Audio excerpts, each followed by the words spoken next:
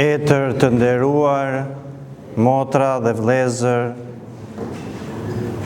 jemi sot në këtë vend të shenjtë, një ndër vendet më të shenjta në vendin tonë, ku kujtojmë një shejtor të madh të kishës ortodokse, Shën Vlashin e Sebastes. Thash jemi në një vend, ose një ndër vendet më të shenjta në hapësirën tonë, dhe këtë e tregon prezenca juaj, ju që jeni dëshmitar, që jeni të pranishëm, që në vite me radhë keni përjetuar, keni jetuar dhe keni dëshmuar me besimin tuaj për praninë e këtij vendi të shenjtë. Ka midis jush nga ata që kanë folur për mrekullitë që kanë ndodhur në këtë vend, madje edhe në një periudhë të vështirë, kur besimi ynë pothuajse u shua sipas atyre që kishin në dorë ligjet. Por besimi i cili është thellë në zemër dhe në shpirt, asnjëherë nuk mund të shuhet.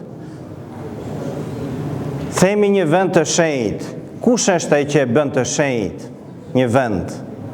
E bën prania e Zotit përmes shejtorëve.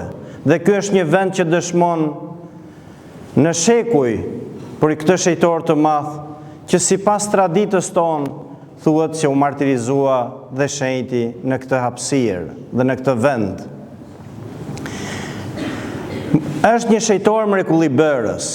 Po çfarë e bën vërtet një shejtor mrekullibërës? Një shejtor mrekullibërës e bën prania e shpirtit të shenjtë në të, komunikimi me të.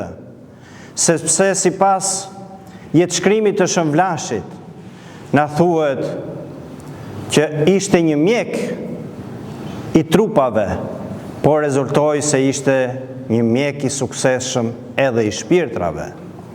Pra do thonim që është ai një ikonë e shenjtë që bashkoi shkencën me besimin.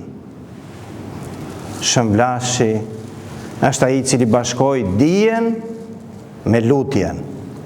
Shën Vlashi është ai i cili në kohën e persekutimeve, edhe pse ligjërisht pothuajse nuk duhet persekutoheshin krishterët, e megjithatë në shumë hapësira persekutimi vazhdonte. Edhe është ai i cili bashkoi sakrificën e tij, pra duke sakrifikuar jetën për grigjen që i kishte besuar Zoti. Të gjitha këto burojnë jo thjesht nga besimi i tij tek Zoti, po nga dhënia e gjithë jetës së tij tek Zoti, një mjek i trupave dhe një mjek i shpirtrave, duke vërtetuar atë që thot Zoti, unë ju dërgoj në botë të jeni mjek për trupat dhe për shpirtrat. Kështu i dërgoi apostujt, kështu i thërret të gjithë ata që e vendosin jetën tek ai. Edhe Shën Vlashi jetoi pra në këtë kohë, siç thash, në shekullin e 4, që ende persekutimet vazhdonin.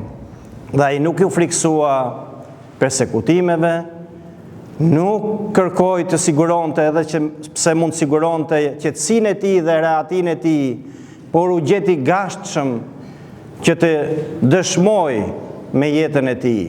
Një krishter nuk imponohet, një krishter dëshmon, rrjedhoi e jetës së tij që jeton me Krishtin.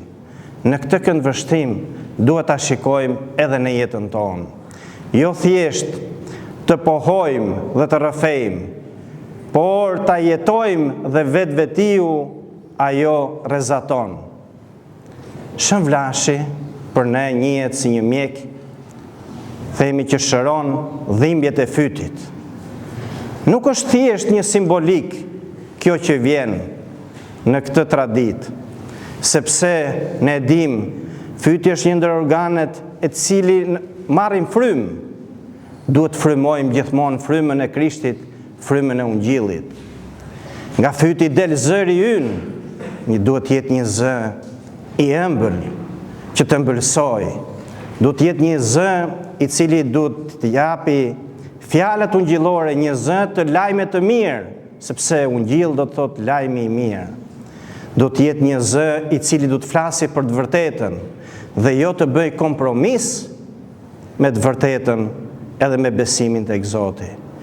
Shëmvlashi të gjitha këto i reflektoj dhe rezistoj përballë të gjitha atyre që kërkonin që ai të hesht, që ai të mos kishte një zë të besimit dhe një zë të Zotit. Pra, te kujtojmë këtë shejtor dhe duke ditur jetën e tij që kaloi, le të mos mendojmë se nuk ekzistojnë më kohëra të tilla të vështira. Çdo epokë ka kohë të vështira dhe gjithmonë koha është e trazuar. Por ne te kujtojmë ta shejtor, jo thjesht i kujtojmë, po të jetojmë me besimin e tyre, të marrim guxim, sepse janë shejtor të guximit, të marrim të vërtetën e tyre dhe të jetojmë dhe të rrëfejmë atë. Prandaj kisha na i sjell. Ne vim, themi të lutemi që mos kemi vuajtje, që mos kemi dhimbje. Por shejtorët nuk na premtojnë, edhe Zoti nuk na premton që nuk do të kemi dhimbje edhe vuajtje në botë. Por përmes shembullit të shejtorëve, vuajtja mund të bëhet një udhë shejtërimi ton. Përmes dhimbjeve të ndryshme, ne mund ta transformojmë realitetin ton duke e parë si një realitet me Zotin. Këta janë shejtorët tanë. Kjo është kisha jonë. Në shembullin e vetë Zotit. Dhe ne kemi një Zot që di se çfarë do të thotë dhimbje, se çfarë do të thotë vuajtje. Ky është mesazhi i krishterë, ky është mesazhi i Krishtit. Në këtë duhet të jemi thirrur ne si krishterë të gjithë të jetojmë. Prandaj nuk duhet të dekurajohemi nga çdo vështirësi që përballemi, por të marrim guxim dhe të jemi si ata edhe ne. Tek jemi të mbledhur të gjithë sot dhe i kërkojmë ndërmjetimet e këtij shejtori për vuajtjet e ndryshme, për dhimbjet e ndryshme.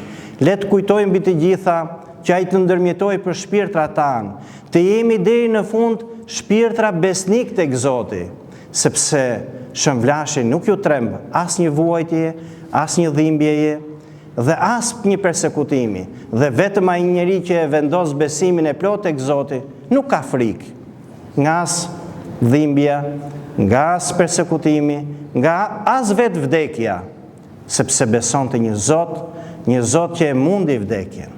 Dhe ky vend këtu e ka transmetuar vazhdimisht në shekuj këtë dritë, edhe pse kërkojnë dhe kanë kërkuar vazhdimisht që kjo dritë të mos ndriçojë këtu.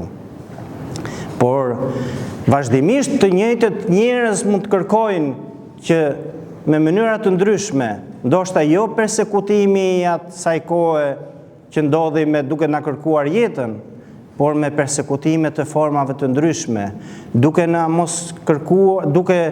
kërkuar që të heshtim, të mos flasim për besimin, ndoshta të mos flasim me Zotin, duke na kërkuar të jetojmë sikur nuk ekziston Zoti.